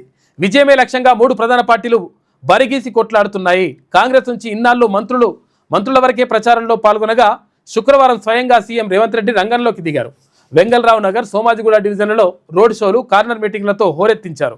జూబ్లీహిల్స్ గడ్డపై కాంగ్రెస్ జెండా ఎగరవేస్తామని ధీమా వ్యక్తం చేశారు. అటు ఎర్రగడ్డ డివిజన్లో బీజేపీ తరఫున కేంద్ర మంత్రి కిషన్ రెడ్డి, షేక్పేట డివిజన్లో బీఆర్ఎస్ తరఫున ఆ party working president KT Rama Rao పోటాపోటీ ప్రచారం నిర్వహించారు. ఇటు ముగ్గురు నేతలు ఒకరిపై ఒకరు ఆరోపణలు ప్రత్యారోపణలతో విరుచుకుపడ్డారు. ఈ నెల 11న జూబ్లీహిల్స్లో ఏది ఇవాళ 1 తారీఖు కదా, 11 తారీఖు నాడేమో ఉప ఎన్నికలు ఉంటాయి. 14 తారీఖు నాడు ఏది రిజల్ట్స్ వస్తాయి జూబ్లీహిల్స్కి సంబంధించి. 10 ఏళ్లు దోచుకున్న దొంగలు మళ్ళొస్తున్నారు. ఉప ఎన్నికల్లో వాళ్లకు కర్రగాల్చి వాత పెట్టండి. జూబ్లీహిల్స్ ప్రజలకు సీఎం రేవంత్ రెడ్డి పిలుపు. సొంత ఆడబిడ్డను అవమానించిన వాళ్ళు మహిళల్ని గౌరవిస్తారా? ఆటో వాలాలను బిల్లా రంగాలు రెచ్చగొడుతున్నారు. ఫ్రీ బస్సు బంద్ చేయాలని కేటీఆర్, హరీష్ రావు చూస్తున్నారు. గంజాయి డ్రగ్స్ను పెంచి పోషించిన వాళ్ళు రౌడీలా? పేదలకు అండగా ఉండేటోళ్ళు రౌడీలా? హైదరాబాద్ అభివృద్ధిని కిషన్ రెడ్డి అడ్డుకుంటున్నాడు. బీఆర్ఎస్తో కుమ్మక్కై మెట్రో, మూసీ ప్రాజెక్టుని ఆపుతున్నాడని ఫైర్. జూబ్లీహిల్స్లో CM Revanth Reddy road show నిర్వహించిండు, కార్నర్ మీటింగ్స్ నిర్వహించిండు. నిన్న మొత్తం మీద ఇప్పుడు విస్తృతంగా పర్యటించి ఎట్టి పరిస్థితుల్లో పార్టీని గెలిపించాలని చెప్పేసి కాంగ్రెస్ పార్టీ, లేదు మళ్ళా కనీసం మనము ఉన్నామని చెప్పుకోవాలని చెప్పేసి అక్కడ బీఆర్ఎస్ పార్టీ, లేదు అక్కడ మోడీ చరిస్మాని చూపించాలని చెప్పేసి ఇక్కడ భారతీయ జనతా పార్టీ మొత్తం మీద చెమటోడుస్తున్నాయి. ఏమైతుందో చూడాలి. రాష్ట్రంలో రౌడీలు ఎవరో ప్రజలకు తెలుసని సీఎం రేవంత్ రెడ్డి అన్నారు. గంజాయి డ్రగ్స్ను పెంచి పోషించిన వాళ్ళు రౌడీలా, లేక పేదలకు అండగా ఉంటోళ్ళు రౌడీలా? జూబ్లీహిల్స్ ప్రజలారా మీరే ఒక్కసారి ఆలోచించండి కోరారు. ఇక కాంగ్రెస్ అభ్యర్థి నవీన్ యాదవ్ పేదలకు అండగా ఉంటున్నారని, ఆయనను ఉప ఎన్నికల్లో గెలిపించాలని పిలుపునిచ్చారు. ఇక జూబ్లీహిల్స్ ఉప ఎన్నిక ప్రచారంలో భాగంగా శుక్రవారం రాత్రి వెంగళరావు నగర్, సోమాజిగూడలో నిర్వహించిన రోడ్ షోలు, కార్నర్ మీటింగ్స్లో సీఎం రేవంత్ రెడ్డి పాల్గొన్నారు. ఈ సందర్భంగా ఆయన మాట్లాడుతూ 10 ఏళ్లు దోచుకున్న దొంగలు మళ్ళీ ముసుగేసుకొని జూబ్లీహిల్స్కి వస్తున్నారని, వారి విషయంలో అప్రమత్తంగా ఉండాలని సూచించారు. ఇక బీఆర్ఎస్ వాళ్ళు ఓట్ల కోసం వస్తే కర్రుగాల్చి వాత పెట్టాలని చెప్పేసి పిలుపునిచ్చిండు ముఖ్యమంత్రి. వీళ్ళు ఇట్లంటే ఇక్కడ కేటీ రామారావు ఓటుకు 5,000 రూపాయల కన్నా తక్కువ తీసుకోవద్దు. ఎవరి దగ్గర? మీ దగ్గరేనా? ఈ పైసలు బీసలు నేర్పించిందే అప్పుడు బీఆర్ఎస్ పార్టీ. కేసీఆర్ ముఖ్యమంత్రిగా ఉన్నప్పుడు ఈ హుజూరాబాద్ ఎన్నికలు ఉన్నాయి కదా, హుజూరాబాద్ ఎన్నికలల్లా స్టార్ట్ చేసిండ్రు. వేల రూపాయలు ఇస్తే పైసలు రాకుంటే ధర్నా చేసే కాడికి తీసుకొచ్చారు. ఎవరంటే ఈ బీఆర్ఎస్ వాళ్ళే. అప్పుడు కేసీఆర్ ముఖ్యమంత్రిగా ఉండే. మాకు పైసలు రాలేవని చెప్పేసి రోడ్డు మీదకి వచ్చి ధర్నా చేశారు. అసలు యాక్చువల్గా చరిత్రలో ఎప్పుడు జరగదేమో అట్లా. అటువంటి పరిస్థితి తీసుకొచ్చారు. ఇప్పుడు కూడా అంటున్నాడు మళ్ళీ 5,000 కంటే తక్కువ ఉంటే తీసుకోవద్దనండి. అంటే మీరు 6,000, 10,000 ఇరు, మీరు 10,000 ఇస్తే మీ పని చేస్తారు. 100 తగ్గినా నిలదీయండి కేటీఆర్. కాంగ్రెస్ ఇచ్చే పైసలు తీసుకొని బీఆర్ఎస్కు ఓటేయండి.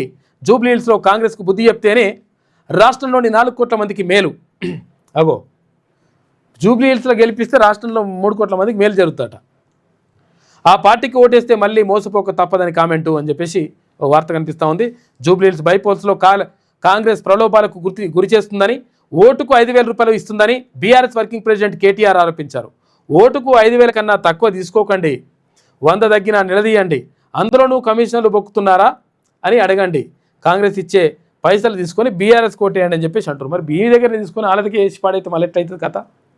అట్లా జరిగినా జరుగుతుంది, చూసుకొని 10,000 రూపాయలు ఇయ్యారా? రామన్న మస్తుకున్నాయి పైసలు, 1,600 కోట్లు దాంట్లో ఏది బీఆర్ఎస్ ఖాతాలనే ఉన్నాయి.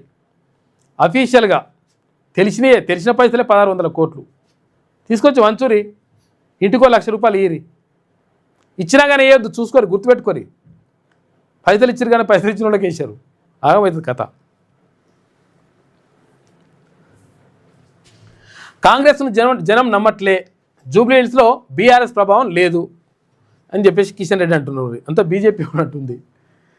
ఈ బీజేపీలో అసలు యాక్చువల్గా నిజంగా కూడా ప్రజల్లో ఆదరణ ఉండే, ప్రజల్లో ఉన్న ఆదరణని వాళ్ళు క్యాచ్ చేసుకోలేకపోతున్నారు. గ్రామానికి వెళ్ళాల్సిన అవసరం ఉంటుంది, ఊరూరా తిరగాల్సిన అవసరం ఉంటుంది. అక్కడ ప్రజలలోకి వెళ్తే మాస్ పబ్లిక్ని, ఎవరైతే సాదాసీదా జనాన్ని కలిసి వాళ్ళతో పాటు ఉంటే వాళ్ళని మమేకం చేసుకుంటూ ముందుకు వెళ్తే 100% పార్టీ బలోపేతం అవుతుంది. అసలు భారతీయ జనతా పార్టీకి మంచి అవకాశాలు ఉండే, కానీ వాళ్ళే చేదార్చుకుంటారు. మరి ఏందో మరి కథ. ఈసారి బీజేపీకి అవకాశం ఇవ్వాలని భావిస్తున్నారు. ఒక్క కాల్ చేస్తే సమస్యలు తీర్చేందుకు ముందుంటానని వెల్లడి.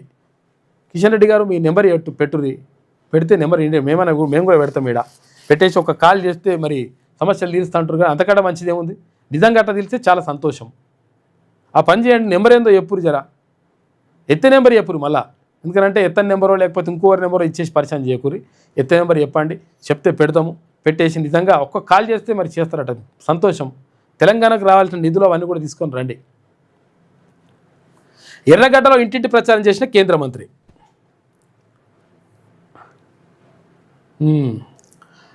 బాధితుల ఇళ్లకు వెళ్ళి భరోసా కల్పించి అని చెప్పేసి ఇక్కడ హన్మకొండ వరంగల్కి సంబంధించి అక్కడ వరద ప్రభావిత ప్రాంతాల్లో పర్యటించిన ముఖ్యమంత్రి రేవంత్ రెడ్డి. ఎకరాకు 10,000 రూపాయలు, తుఫాన్తో పంట నష్టపోయిన రైతులకు పరిహారం అని చెప్పేసి ముఖ్యమంత్రి రేవంత్ రెడ్డి అంటుండు.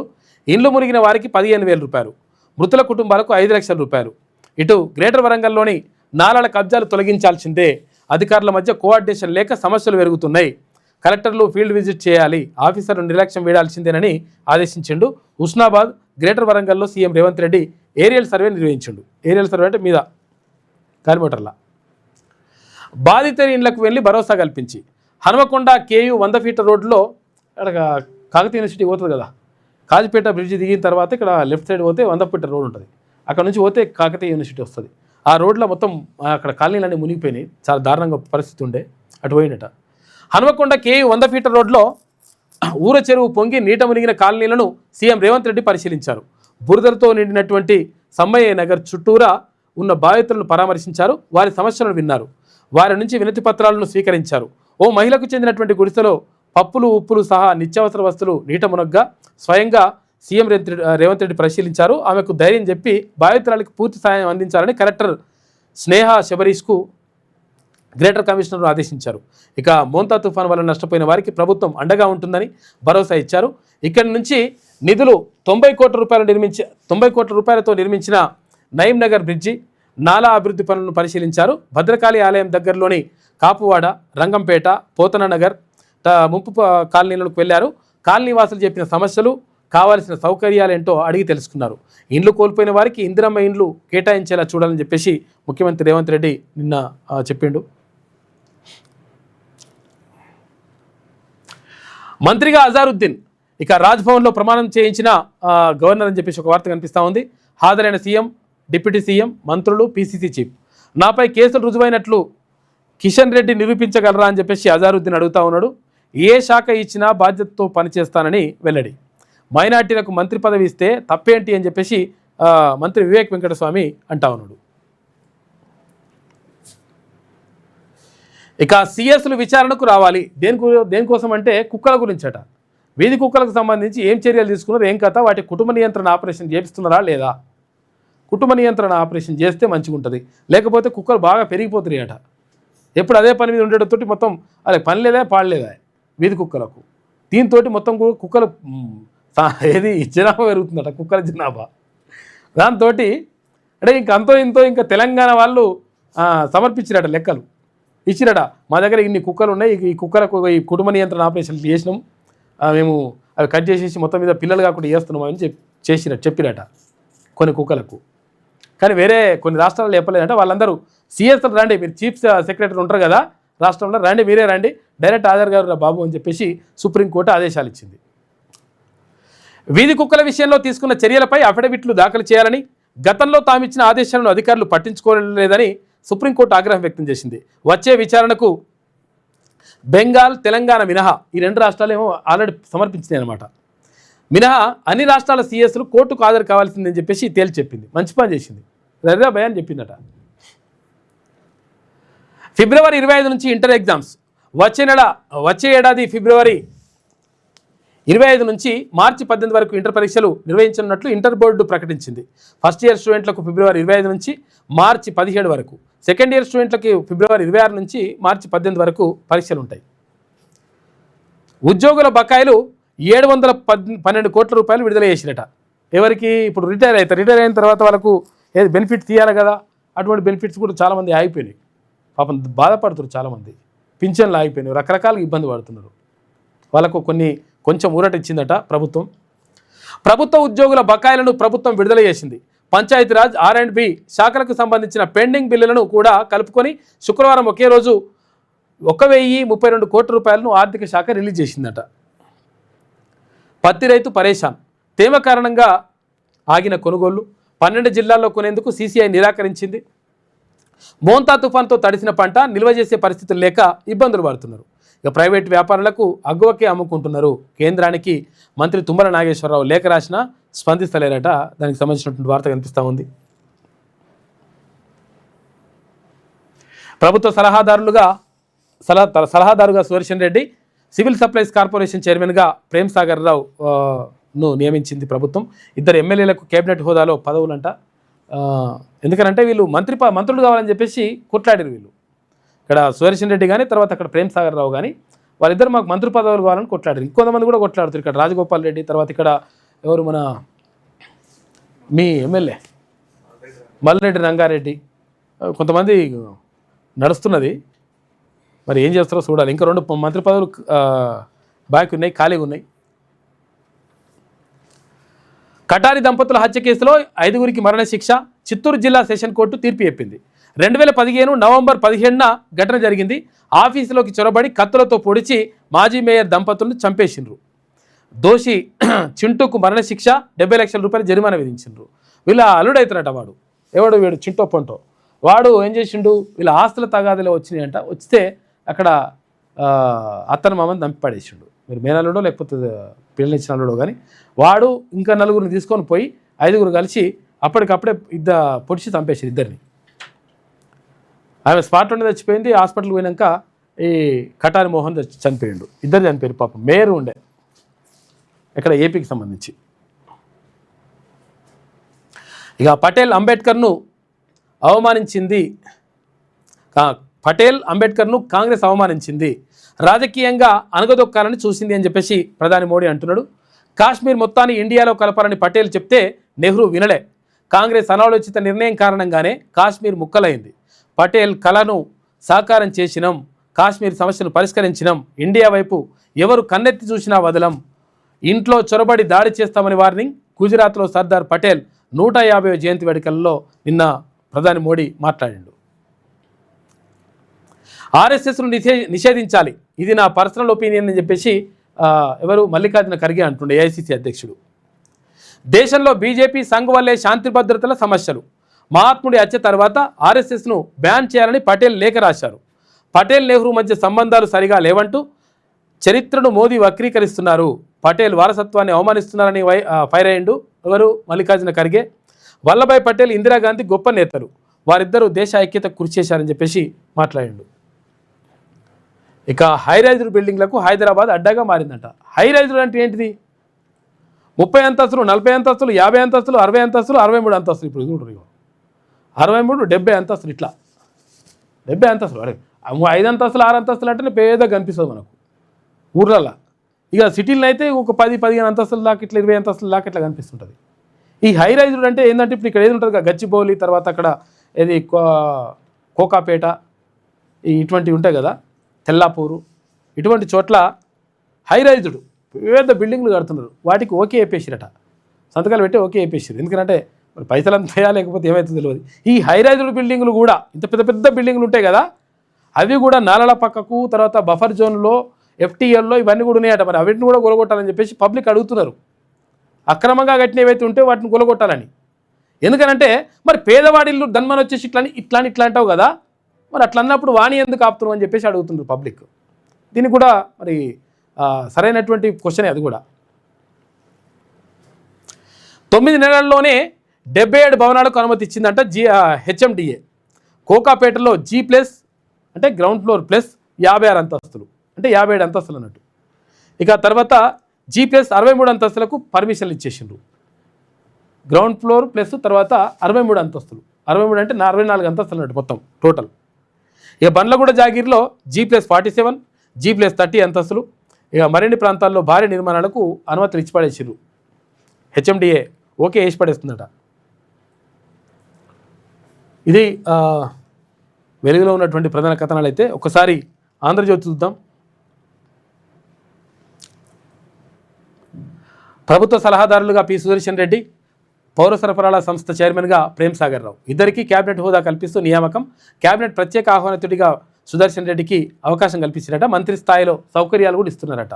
ఎందుకంటే మంత్రి పదవి వేయలేకపోయారు కాబట్టి సౌకర్యాలు ఇస్తా అని చెప్పేసి ముఖ్యమంత్రి హామీ ఇచ్చేసిండు. ఇటు ఉమ్మడి నిజామాబాద్కు ఇక ప్రాతినిధ్యం లేనట్లే, ఎందుకంటే ఆయనకు సలహాదారికి ఇచ్చారు కాబట్టి ఇక అవకాశం లేదని చెప్పేసి అంటున్నారు. క్యాబినెట్లో ఖాళీగా ఉన్న మరో 2 బెర్తులు, ఇంకా 2 మంత్రి పదవులు ఖాళీగా ఉన్నాయి. 16 అయినాయి, ఇప్పుడు 16 ఫుల్ అయినాయి. 15 ఉండే, ఇప్పుడు అజారుద్దీన్ రావడంతో 16 అయినాయి. ఇంకా 2 మంత్రి పదవులు ఖాళీగా ఉన్నాయి. అవి ఎవరికి ఇస్తారనేటువంటిది ఇప్పుడు చర్చ. అభివృద్ధిని గెలిపించాలి. కంటోన్మెంట్లో 4,000 కోట్ల రూపాయలతో పనులు చేపట్టాం. జూబ్లీహిల్స్లో గెలిపిస్తే అదే తరహాలో అభివృద్ధి చేస్తాం. పీజీఆర్ మరణిస్తే ఆ కుటుంబంపై పోటీ పెట్టారు. దుష్ట సాంప్రదాయాన్ని తీసుకొచ్చింది బీఆర్ఎస్ఏ. వారి మోసంతో ఇల్లిల్లి తిరుగుతున్న సొంత చెల్లెలు. కార్పెట్ బాంబింగ్ చేయడానికి బీజేపీ జాగీరా. అమీర్పేట్లో ఎన్టీఆర్ విగ్రహం పెట్టే బాధ్యత నాది. అజార్ ఓడినా మాట ప్రకారం మంత్రిని చేశా అని చెప్పేసి జూబ్లీహిల్స్లో రోడ్డు షోలో మాట్లాడిండు నిన్న ముఖ్యమంత్రి రేవంత్ రెడ్డి. నవీన్ యాదవ్ ఆకురౌడి, అలాంటి వ్యక్తిని గెలిపిస్తే అందరినీ బెదిరిస్తాడు, ప్రజలు అప్రమత్తంగా ఓటేయాలని చెప్పేసి కేటీ రామారావు అంటున్నాడు. 8 వారాల సమయం ఇవ్వండి. 4 ఎమ్మెల్యే విచారణ పూర్తయింది. మరో 4 విచారణ చివరి దశకు చేరింది. మిగిలిన 2 ఎమ్మెల్యేల ప్రక్రియ ప్రారంభమైంది.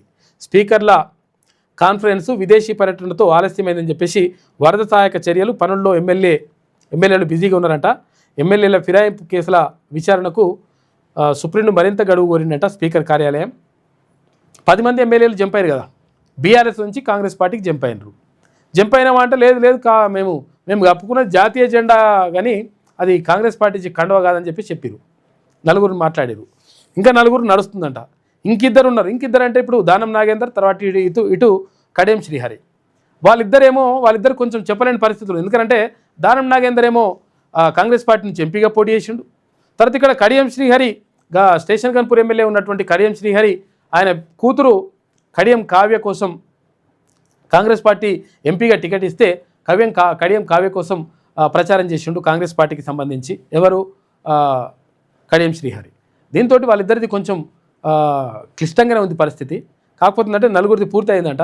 4 ఏం చెప్పినట్టే ఏం పోలే మేము బీఆర్ఎస్లో ఉన్నాం, కాకపోతే ఎవరు కాకతో టచ్లు లేవని చెప్పిరట. ఎందుకని ఎందుకు పోయారు మరి ముఖ్యమంత్రి గారి దగ్గరికి ఎందుకు పోయారు, కండువ ఎందుకు కప్పుకున్నారంటే లేదు మేము అభివృద్ధి చేసుకుంటానికి, మా నియోజకవర్గాన్ని అభివృద్ధి చేసుకుంటానికి పోయినామని చెప్పిరట. అట్లా నడుస్తూ ఉంది. 4 అయిపోయినాయి, ఇంకా 4 ఉన్నది. ఇంకా కొంచెం పెండింగ్ పెట్టి వాళ్ళు పనులలో ఉన్నారు అని చెప్పేసి సుప్రీంకోర్టుకి చెప్పిందంట ఇక్కడ ఎవరు స్పీకర్ కార్యాలయం. మంత్రిగా అజారుద్దీన్ ప్రమాణ స్వీకారం. రాజ్భవన్లో ప్రమాణం చేయించిన గవర్నర్ జిష్ణుదేవ్ వర్మ. హాజరైన ముఖ్యమంత్రి రేవంత్ రెడ్డి, డిప్యూటీ సీఎం వీళ్ళందరూ కూడా హాజరైనరు. మంత్రివర్గ పునర్వ్యవస్థీకరణకే డిసెంబరు లేదా జనవరిలో ముహూర్తం. పలువురి శాఖల్లోనూ భారీ మార్పులు ఉండే అవకాశం ఉందట. కొత్త మంత్రులకు మాత్రం మినహాయింపు. 5గురి తీరుపై అధిష్టానం పెదవిరుపు అని చెప్పేసి ఒక వార్త కనిపిస్తూ ఉంది. అయితే మళ్ళొక్కసారి మంత్రివర్గ పునర్వ్యవస్థీకరణ జరిగే అవకాశం ఉందంట. ఎందుకనంటే ఇప్పుడున్నటువంటి మంత్రి పదవులు ఏవైతే ఉంటాయో కొన్ని మార్పులు చేర్పులు చేసే అవకాశం ఉందంట. కొంతమంది మంత్రి పదవుల నుంచి తీసేసే అవకాశం, కొంతమందికి కొత్త పదవులు కొత్త వారికి అవకాశం ఇచ్చే అవకాశం ఉందంట. ఎప్పుడు డిసెంబర్ లేకపోతే జనవరిలో ఇటువంటి అవకాశాలు ఉండొచ్చని క్వశ్చన్ మార్క్తో రాసింది, గ్యారంటీ కాదనమాట. చూడాలి. ఇక మేయర్ దంపతుల హత్య కేసులో 5గురికి ఉరిశిక్ష. ఏపీలోని చిత్తూరు కోర్టు సంచలన తీర్పునిచ్చింది. మే నెలడే ప్రధాన హంతకుడట. చూసుకో, ఆర్థికంగా అత్తామామ సహకరించడం లేదని మరో 4గురితో కలిసి హత్య చేసిండు. ఘటనా స్థలిలోనే అనురాధ మృత్యువాత. చికిత్స అందుతూ కటారి మోహన్ మృతి. 10 ఏళ్లు కొనసాగిన విచారణ. 10 ఏళ్ళ 2015లో జరిగితే 25 దాకా వచ్చింది. నాగారం భూముల వివాదం ఐఏఎస్ ఐపీఎస్లకు ఊరట. చూసుకో, ఇక నాగారం అని ఇక్కడ ఎట్లా అని చెప్పేసి అంటే ఏది మహేశ్వరం నియోజకవర్గమా? మహేశ్వరం నియోజకవర్గం నాగారంలో ఏమైంది? లాస్ట్కి వస్తే రంగారెడ్డి జిల్లా లాస్ట్కి వస్తే ఏది ఇవి భూదాన భూములు అని చెప్పేసి చెప్పిండ్రు సింగిల్ బెంచ్. ఇప్పుడేమైంది? మళ్ళా ద్విసభ్య ధర్మాసనం ఇంకో ధర్మాసనం వచ్చేసి లేదు పిటిషనరే ఒప్పుకుంటలేడు, పిటిషనరే ఓకే అంటున్నాడు, ఈ భూదాన భూములు కావని చెప్పేసి అంటున్నాడు, కాబట్టి ఇవి ఓకే వాళ్ళకి ఇవ్వచ్చు అని చెప్పేసిందట. నాగారం భూముల వివాదం ఐఏఎస్ ఐపీఎస్లకు ఊరట. నిషేధిత జాబితా నుంచి సర్వే నెంబర్లు 194, 195 తొలగించేసిరు. అవి పట్టా భూములేనని కలెక్టర్ తెలిపారు. కలెక్టర్ ఎందుకు చెప్పాడు మరి? కలెక్టర్ కూడా ఐఏఎస్ఏ కదా, ఆటోమేటిక్గా సపోర్ట్ చేస్తారు. పిటిషనర్ కూడా భూదాన్ భూములు కాదన్నారు. పిటిషనర్ కూడా అన్నట, ఎందుకంటే ఆమ్యామేళ పుట్టినాయేమో మరి. విచారణ సందర్భంగా హైకోర్టు డివిజన్ బెంచ్ వ్యాఖ్యలు.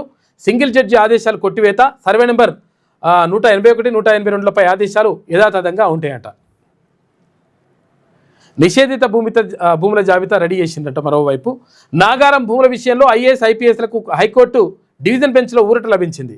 ఇటు ఐఏఎస్ ఐపీఎస్ల భూములు ఉన్న రంగారెడ్డి జిల్లా మహేశ్వరం మండలం నాగారం సర్వే నెంబర్లు 194, 195ను నిషేధిత జాబితా నుంచి తొలగించాలని పేర్కొంటూ హైకోర్టు డివిజన్ బెంచ్ శుక్రవారం ఆదేశాలు జారీ చేసింది. సర్వే నెంబర్ 194, 195లోని భూములు పట్టా భూములేనని జిల్లా కలెక్టర్ పేర్కొన్నారని జిల్లా కలెక్టర్ ఆటోమేటిక్ ఇచ్చింది కాబట్టి ఓకే అన్నదట. చూసుకోయిగా నిషేధిత భూముల జాబితా రెడీ. గ్రామాల వారీగా 22A జాబితా సిద్ధం చేసిరట. రాష్ట్రంలోని 10,953 రెవెన్యూ గ్రామాలకు 10,510 గ్రామాల వివరాలు అందుబాటులో ఉన్నాయంట. మరో 2 రోజుల్లో 100% జాబితా సబ్ రిజిస్ట్రార్లకు పంపిన జిల్లా కలెక్టర్లు కొన్ని జిల్లాల్లో జాప్యంపై రెవెన్యూ శాఖ కార్యదర్శి ఆగ్రహం వ్యక్తం చేసిరట.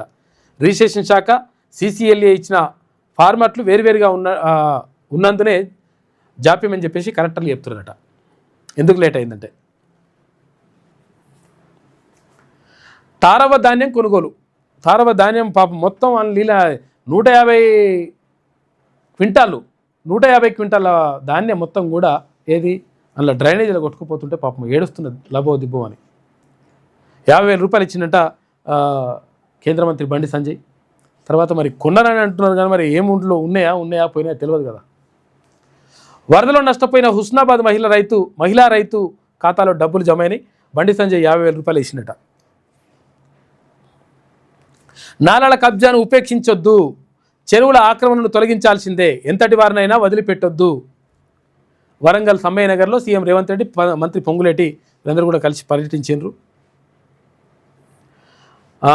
మరో 10 ఏళ్ల రక్షణ బంధం. భారత్ అమెరికా కీలక ఒప్పందాలు చేసుకుని మన రక్షణ భాగస్వామ్యంతో కొత్త యుగం. స్వేచ్ఛాయుత ఇండో పసిఫిక్కు ఈ ఒప్పందం కీలకమని చెప్పేసి రాజ్నాథ్ సింగ్ అంటుండు. ఇక H1B దుర్వినియోగం. ఎక్స్లో అమెరికా కార్మిక శాఖ యాడ్ ఇచ్చిందంట. భారతీయులే అధికంగా లబ్ధి పొందుతారని చెప్పేసి అక్కసుకు వెళ్ళగక్కిండు వాడు. అమ్మో నకిలీ బొమ్మనట. ఈ బొమ్మలు కూడా నకిలీ వస్తున్నాయా?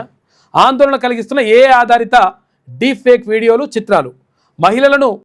పిల్లలను లక్ష్యంగా చేసుకుంటున్న వికృత మాస్కులు. ఏఐతో ముప్పే అని చెప్పేసి నిపుణులు అంటున్నారు. చెక్ పెట్టేందుకు సర్కారు చర్యలు. IT రూల్స్ 2021కు పలు సవరణలు ప్రతిపాదిస్తూ ముసాయిదా కూడా రెడీ చేసిరట. భయపడొద్దు, పోలీసులు ఉన్నారు. డీప్ ఫేక్ బాధితులకు చిరంజీవి భరోసా ఇచ్చిండు. ఆయన కూడా డీప్ ఫేక్ తోటి మాట్లాడినట్టుగా ఎప్పుడు ఎవరైనా తిట్టాలనుకో తిట్టాలనుకుంటే ఈయనతో తిట్టిపిస్తారు. ప్రముఖుల ఫోటోలని వీడియోలను మొత్తం కూడా మార్ఫింగ్ చేసి తిట్టనట్టుగా తర్వాత అననట్టుగా ఇట్లన్నీ కూడా డీపీఏకులు చేస్తున్నారట. చిరంజీవి నిన్న ఎవరు హైదరాబాద్ సిపికి కంప్లైంట్ చేసిండు. గుర్తుందా 2023లో హీరోయిన్ రష్మిక మందన ఒక లిఫ్ట్లో ఎక్కుతున్నటువంటి వీడియో ఒకటి వైరల్ అయింది. చాలామంది ఆ వీడియోలో కనిపిస్తున్నది నిజంగా రష్మికయేనని నమ్మారు. కానీ తీరా చూస్తే అది డీప్ ఫేక్ అని వీడియో అని తేలింది. దాన్ని ఏఐతో తయారు చేశారని తేలింది. మన దేశంలో ఒక సెలబ్రిటీ డీప్ ఫేక్ వీడియో అంతటా వైరల్గా అవ్వడం అదే తొలిసారి కాబట్టి చాలామందికి గుర్తుండిపోయింది. ఆ తర్వాత కాలంలో ఎంతోమంది సెలబ్రిటీల వీడియోలు కూడా ఇట్లా చేసిండ్రు. అటువంటి ఏకురు నాయన అంటే చేస్తూ ఉంటారట. దీనికి సంబంధించి కంప్లైంట్ చేసిండు. దానిపైన ఇంకా గట్టి చర్యలు తీసుకోవాలని అంటున్నారు. అక్రమాలపై ఫిర్యాదు ఇవ్వబోతే దాడి, గిరిజన సహకార సంస్థలో ఘటన. ఇక జిఎం సీతారాం నాయక్ సమక్షంలోనే అవినీతి రుజువు చేసే పత్రాల్ని లాక్కున్నారని ఎల్హెచ్పిఎస్ రాష్ట్ర అధ్యక్షుడి ఆరోపణ.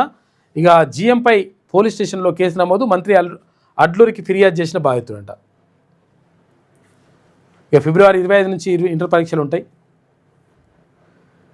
సిపిఎం రాష్ట్ర నేత సామినేని దారుణ హత్య, కత్తితో పొడిచి చంపిన గుర్తు తెలియని వ్యక్తి. ఖమ్మం జిల్లా పాతర్లపాడు గ్రామంలోని రామారావు ఇంటి వద్దే ఘటన జరిగిందట. రాజకీయ కారణాల, ఆస్తి, కుటుంబ తగాదాల పోలీసుల విచారణ జరుగుతూ ఉంది. హత్యను తీవ్రంగా ఖండించిన డిప్యూటీ సీఎం భట్టి విక్రమార్క హంతకులను పట్టుకోవాలని చెప్పేసి ఆదేశించిండు. సిపిఎం నాయకులు చంపేసిరట. మరి ఎందుకో కథ అది ఏందో. ఇది ఆంధ్రజ్యోతిలో ఉండేటువంటి ప్రధాన కథనాలు. అయితే ఒకసారి శనార్థి తెలంగాణ దినపత్రిక చూద్దాం. నిన్న ఉమ్మడి మహబూబ్నగర్ జిల్లాలో తీర్మాన్ మల్లన్న పర్యటన కొనసాగింది. 2028 ఎలక్షన్లలో సత్తా చూపిద్దాం, బీసీ వర్గాల చైతన్యం అమోఘం, బీసీల స్వావలంబన సాధికారత పోరాటానికి సమయం సన్నద్ధమైంది, బీసీలది వాటా కొట్లాట, టీఆర్పీ స్థాపనతో సబ్బండ బీసీలకు మరింత ధైర్యం వచ్చింది. టీఆర్పీ చీఫ్ తీర్మాన్ మల్లన్న నిన్న ఉమ్మడి పాలమూరు జిల్లాలో మల్లన్న పర్యటన. రాజ్పూర్ ప్రజలను ఉద్దేశించి ప్రసంగం. పాలమూరు యూనివర్సిటీ విద్యార్థులతో ముఖాముఖి నిర్వహించిండు. ఇక జూరాల ప్రాజెక్టును కూడా నిన్న సందర్శించిండు తీర్మాన్ మల్లన్న అండ్ టీం. బీసీ వర్గాల్లో గతంలో ఎన్నడూ లేనంత చైతన్యం వచ్చిందని, ఆ చైతన్యాన్ని కూడగట్టుకుని 2028 శాసనసభ ఎన్నికల్లో బీసీలు సత్తా ఏంటో చూపిస్తామని తెలంగాణ రాజ్యాధికార పార్టీ అధ్యక్షులు ఎమ్మెల్సీ తీర్మాన్ మల్లన్న అన్నారు. శుక్రవారం మల్లన్న ఉమ్మడి పాలమూరు జిల్లాలో పర్యటించారు. తొలుత జడ్చర్ల నియోజకవర్గం రాజాపూర్ మండల కేంద్రానికి వెళ్లిన మల్లన్నకు బీసీ ఐక్యవేదిక, బీసీ సంఘాల నాయకుల నుంచి అపూర్వ స్వాగతం లభించింది. అనంతరం స్థానిక అంబేద్కర్ విగ్రహానికి పూలమాలలు వేసి నివాళులర్పించారు మల్లన్న. స్థానికంగా ఏర్పాటు చేసిన కార్యక్రమంలో ప్రజలను ఉద్దేశించి మాట్లాడారు. బీసీలో మునుపెన్నడూ లేనంత చైతన్యం పెరిగిందన్నారు. అన్నింటా తమ వాటా ఏంటని సబ్బండ బీసీ కులాలు ప్రశ్నిస్తున్నాయన్నారు. బీసీలో వచ్చిన చైతన్యం చూసిన తర్వాత చాలా ఆనందంగా ఉందన్నారు. తెలంగాణ రాజ్యాధికార పార్టీ స్థాపన తర్వాత బీసీల్లో ధైర్యం మరింతగా పెరిగిందన్నారు. బీసీలు ప్రభుత్వ ఉద్యోగులు, సంక్షేమ ఫలాలు, రాజకీయ పదవులు, హక్కులకై ప్రశ్నిస్తున్నారన్నారు. బీసీల రాజ్య స్థాపన అనేది ఎంతో దూరంలో లేదన్నారు. అయితే బీసీలో వచ్చినటువంటి చైతన్యంతో 2028 ఎలక్షన్లో బీసీల ప్రభుత్వ ఏర్పాటు ఖాయమన్నారు. ఈ కార్యక్రమంలో Telangana Rajyadhikara party working president Sudagani Harishankar Goud, రాష్ట్ర క్రమశిక్షణ కమిటీ చైర్మన్ బందారపు నరసయ్య,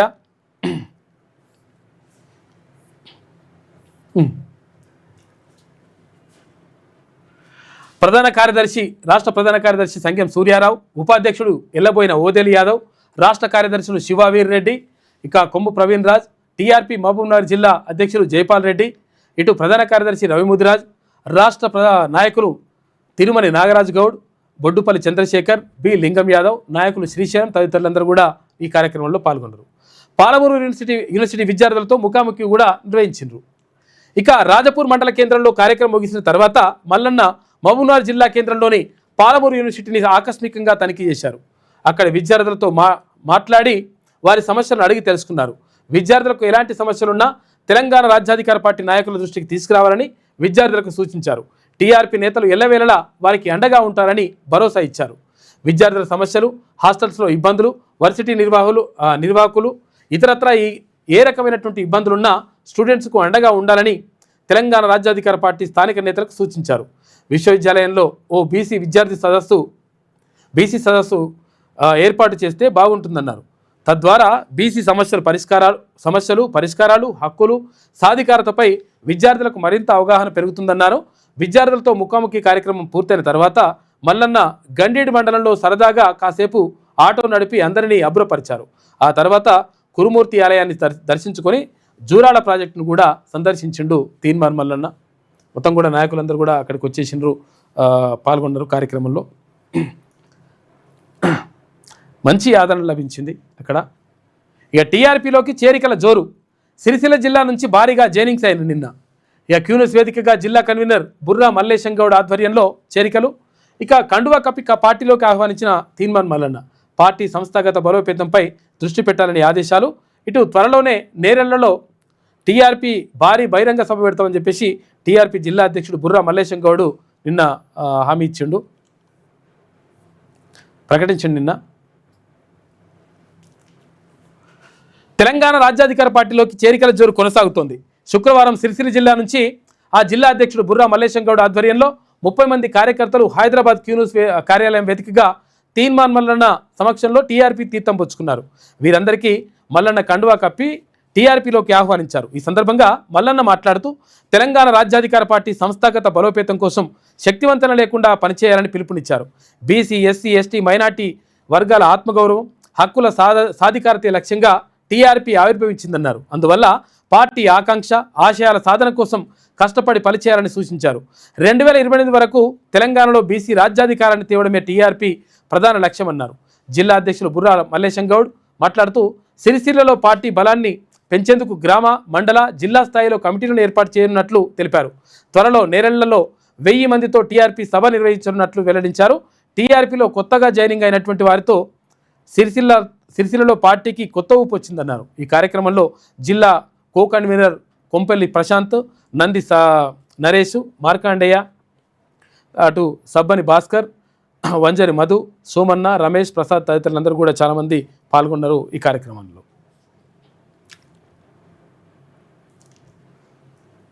ఇక్కడ దానికి సంబంధించినటువంటి చిత్రాలు కూడా ఉన్నట్టున్నాయి, ఉన్నాయి కింద.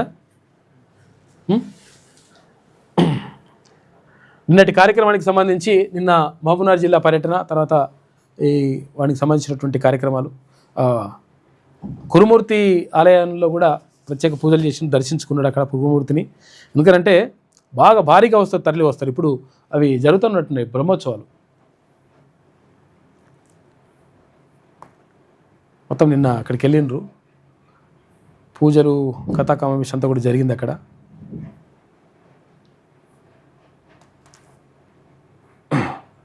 ఆలయంలో ఇదేమో ఇక్కడ పాలమూరు యూనివర్సిటీ ఉంది కదా, పాలమూరు విశ్వవిద్యాలయంలో మొత్తం విద్యార్థులతోటి మాట్లాడండి తీన్మార్ మల్లన్న. పార్టీ నాయకులందరూ కూడా కలిసిపోయినారు అక్కడికి.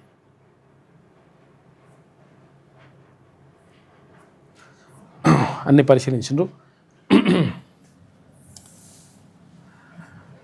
రైట్. ఇండియా అమెరికా రక్షణ ఒప్పందం, రక్షణ భాగస్వామ్యం బలోపేతానికి దోహదం. రాజ్నాథ్ సింగ్ తర్వాత అమెరికా రక్షణ కార్యదర్శి ప్రకటన. 10 ఏళ్ల డిఫెన్స్ ఫ్రేమ్వర్క్పై సంతకాలు చేశారు. ఇటు రౌడీలకు భయపడాల్సిన పని లేదు, జూబ్లీహిల్స్లో గెలిచేది సునీతమ్మే, కాంగ్రెస్ అభ్యర్థి ఓడిపోవడం ఖాయం, నియోజకవర్గ ప్రజలు ఆశీస్సులు మాకే ఉన్నాయి, రాష్ట్రంలో మళ్ళీ వచ్చేది కేసీఆర్ సర్కార్ అని చెప్పేసి బీఆర్ఎస్ వర్కింగ్ ప్రెసిడెంట్ కేటీఆర్ అంటున్నాడు. ఇక గుండు సుధారానికి భంగపాటు, ముఖ్యమంత్రి పర్యటనకు ముందు చేదు అనుభవం, వరంగల్ మేయర్పై సమ్మయ్య నగర్ పోతనగర్ వాసుల ఆగ్రహం. ఇక బల్దియా నిర్లక్ష్యం వల్లే తమ కాలనీలు మునిగాయని చెప్పేసి మండిపడ్డారట. ఎకరాకు 10,000 రూపాయలు, ఇల్లు కూలితే 15,000 రూపాయలు, ప్రాణాలు కోల్పోతే 5 లక్షల రూపాయలు, దెబ్బతిన్న పంటలు కూలిన ఇళ్లకు రేవంత్ నష్టపరిహారం ప్రకటన. నిన్న మంత్రులతో కలిసి ఏరియల్ సర్వే నిర్వహించిండు. హన్మకొండలో వరద బాధితులకు పరామర్శ. మొంతా తుఫాన్తో ప్రభావితమైనటువంటి 16 జిల్లాల పరిస్థితిపైన రివ్యూ కూడా చేసిండు. మంత్రి పదవులు దక్కని సీనియర్లకు తాయిలాలు, ప్రభుత్వ సలహాదారుగా సుదర్శన్ రెడ్డి నియామకం, 6 గ్యారెంటీల అమలు బాధ్యత అప్పగింత. ప్రేమ్సాగర్ రావుకు పౌర సరఫరాల శాఖ చైర్మన్ పదవి, కోమటిరెడ్డి రాజగోపాల్ రెడ్డికి మొండి చేయి చూపిన అధిష్టానం. మిగిలిన ఆశావహుల పరిస్థితి ఏంటి? నవంబర్లో మంత్రివర్గ విస్తరణకు ఛాన్స్ ఉంటుందంట. మరి ఏం చేస్తారో చూడాలి. ఇక ఉగ్రవాదం నక్సలిజాన్ని నిర్మూలిస్తాం, వాటి అంతమే లక్ష్యంగా పనిచేస్తాం, కాశ్మీర్ మొత్తాన్ని భారత్లో కలుపుడే మా టార్గెట్, నక్సల్స్ మూలాలను సమూలంగా పెకిలించి వేస్తాం, పటేల్ ఆశయాల సాధన కోసం పనిచేస్తామని చెప్పేసి ప్రధాని మోడీ మాట్లాడాడు. ఆర్ఎస్ఎస్ను బ్యాన్ చేయాలి, దాన్ని పటేల్ నిషేధించారు. నెహ్రూ పటేల్ మధ్య చక్కటి సంబంధాలున్నాయి. శాంతి భద్రతల పరిస్థితి తలెత్తడానికి బీఆర్ఎస్ ఆర్ఎస్ఎస్ఏ కారణం. కాంగ్రెస్ జాతీయ అధ్యక్షుడు మల్లికార్జున ఖర్గే అంటుండే సర్దార్ పటేల్ లేఖ గురించి ఆయన ప్రస్తావించాడు. 5గురికి ఉరిశిక్ష. చిత్తూరు మేయర్ దంపతుల హత్య కేసులో కోర్టు ఉరిశిక్ష విధించింది నిన్న. ఇది ఇక తెలంగాణలో భూస్వాములు ఆగడాలని చెప్పేసి పార్ట్ 3 రాసిండ్రు. ఒక ప్రత్యేక వ్యాసం నడుస్తూ ఉంది. ఎట్లుంటుంది, ఎట్లా ఆగడాలు జరిగినాయి, ఏం కథ అనేది.